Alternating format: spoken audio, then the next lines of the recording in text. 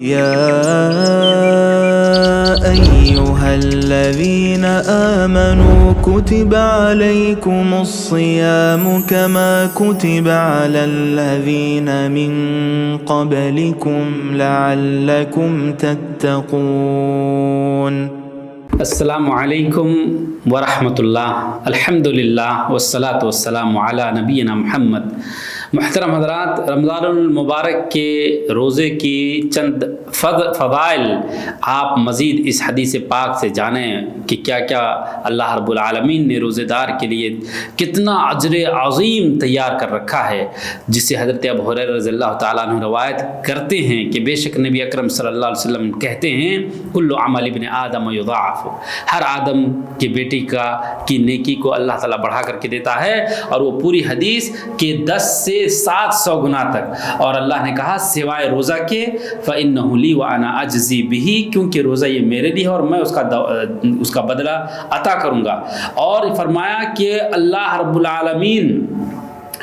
خود یہ کہہ رہے ہیں کہ وہ ہماری وجہ سے اپنی شہوت اور کھانے پینے کو، ہر چیز کو اور اپنے منشا پر کنٹرول کرتا ہے، بریک لگاتا ہے. تو اللہ رب العالمین نے اسی لیے کہا کہ اس کا بدلہ میں دوں گا. اور اس میں جو سب سے بڑی بات آپ کو نہیں میں آج اس درس میں بتا رہا ہوں وہ کیا ہے کہ روزے دار کے لیے 2 خوشیاں ہیں. وَلِلصَّائِمِ فَرْحَتَانِ، نبی اکرم صلی اللہ علیہ وسلم فرماتے ہیں کہ روزے دار کے لیے 2 خوشیاں ہیں. فرحۃ عند فطرہ، جب انسان روزہ توڑتا ہے، کھاتا ہے، افطاری کرتا ہے، اس وقت ایک خوشی محسوس ہوتی ہے. وَفَرْحَةٌ عِنْدَ لِقَاءِ رَبِّهِ، اور ایک خوشی کب ہوگی جب اپنے پروردگار سے قیامت کے دن ملاقات کرے گا. اور تیسری بات فرمایا وَلَخُلُوفُ فَمِ الصَّائِمِ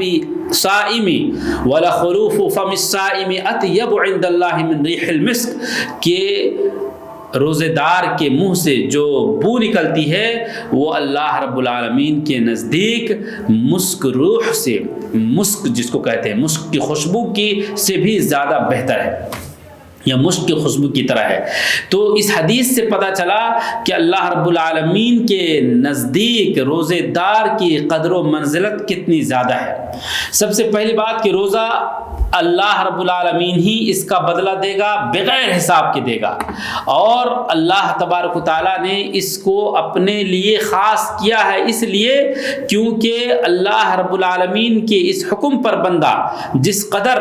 تنہائی میں ہوتے ہوئے بھی صبر کرتا ہے تو اللہ رب العالمین اس وجہ سے ان کو یہ بدلہ عطا فرمائے گا. جیسا کہ اللہ تعالیٰ نے سورہ زمر کے اندر فرمایا انما یوفی الصابرون اجرهم بغیر حساب، کہ بے شک اللہ رب العالمین ان کے اجر کو بغیر حساب و کتاب کے عطا کرے گا. تو دیکھیے کتنی شدت کی گرمی اور پیاس ہوتی ہے اور کتنی چاہت ہوتی ہے کھانے پینے کی طرف، لیکن اس کے باوجود بندہ صبر کرتا رہتا ہے. اور امام اوزاعی کہتے ہیں کہ بغیر حساب کا مطلب یہ ہے کہ ان کے بدلے کو اللہ رب العالمین ناپ تول کر کے نہیں دے گا ایسے چلو سے، یعنی اللہ تعالیٰ کا ہاتھ کتنا بڑا ہے، خوب زیادہ دے گا. اور دوسری بات یہ ہے میرے بھائیوں کہ جتنی عبادتیں اللہ رب العالمین نے ہمارے لیے فرض کی ہیں یا نفل وغیرہ ہیں، ان تمام عبادتوں میں یہ اللہ رب العالمین کے لیے خاص ہے. اور یہ ہمارے ہم بندوں اور اللہ رب العالمین کے درمیان ایک رازدارانہ عبادت ہے. اس کی حقیقت پر مطلع اللہ ہی تعالیٰ ہوتا ہے کہ ہم کتنی اتقاء اور کتنے پرہیزگاری کے ساتھ اس عبادت کو پورا کر رہے ہیں، اور اس میں کسی ریا کا دخول نہیں ہوتا ہے، شمولیت نہیں ہوتی ہے، اس لیے بھی اس کی عظمت بہت زیادہ ہے. اور اللہ رب العالمین کی پاس ملاقات کرنے کی وجہ سے جو خوشی ہوگی اور جو ثواب بندہ پائے گا وہ دیکھ کر کے بندہ خوب زیادہ خوش ہوگا کہ اللہ اکبر، یہ کتنی عظیم عبادت تھی، اور اس کی انتہا نہیں رہے گی خوشی اور سعادت کی. اسی لیے میرے بھائیوں جو بندے کو خوشی ہوگی اللہ رب العالمین کے نزدیک وہ اس وجہ سے کہ وہ بہت زیادہ اجر پائے گا. دوسری خوشی اس لیے ہوگی کہ وہ اپنے جو خوشی ہوتی ہے شام کے وقت جب وہ افطاری کرتا ہے کہ وہ اپنے روزے کو ہر طرح کے مفسدات روزہ سے، جو روزہ کو برباد اور خراب کرتے ہیں، اس سے رکتے ہوئے اور بڑی پرہیزگاری کے ساتھ اور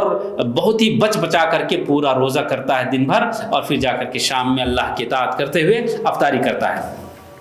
اور یہ بات کہ مسک کی روح سے بھی زیادہ خوشبودار ان کے منہ کی بدبو جو روزے کی وجہ سے اور معدے کے خالی ہونے کی وجہ سے ہوا کرتی ہے، وہ اللہ رب العالمین کی جو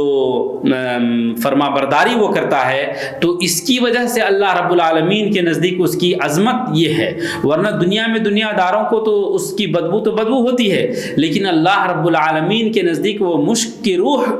خوشبو کی طریقے سے خوشبو انسان کی منہ کی بدبو کرے گی۔ اور میرے بھائیوں، یہ فضائل اس لیے ہے کہ بندہ کیونکہ پورے اخلاص کے ساتھ اللہ رب العالمین کے لیے اطاعت و فرما برداری کرتا ہوئے، عبادت کرتے ہوئے اپنے کھانے پینے اور مجامعت اور اپنے بیوی وغیرہ سے ملنے جلنے کو، جس کی وجہ سے روزہ ٹوٹ جاتا ہے، ان تمام اعمال کو چھوڑتا ہے۔ اور اسی لیے